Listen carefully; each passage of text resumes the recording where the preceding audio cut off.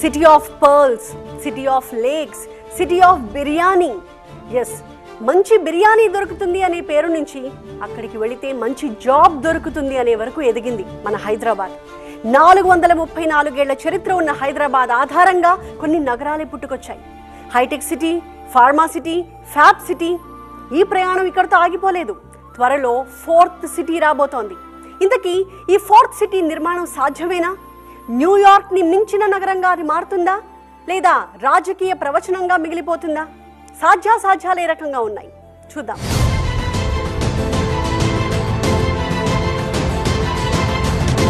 హైదరాబాద్, సికింద్రాబాద్, సైబరాబాద్. ఇక్కడ సైబరాబాద్ని సృష్టించడానికి పడ్డ కష్టం, చేసిన ప్లానింగ్ అంతా ఇంతా కాదు. ముందుగా హైటెక్ సిటీని కట్టారు. కేవలం హైటెక్ సిటీనే సరిపోదు. ఇన్వెస్టర్లు రావడానికి, ఉండడానికి, మీటింగ్స్ పెట్టుకోవడానికి నోవోటెల్,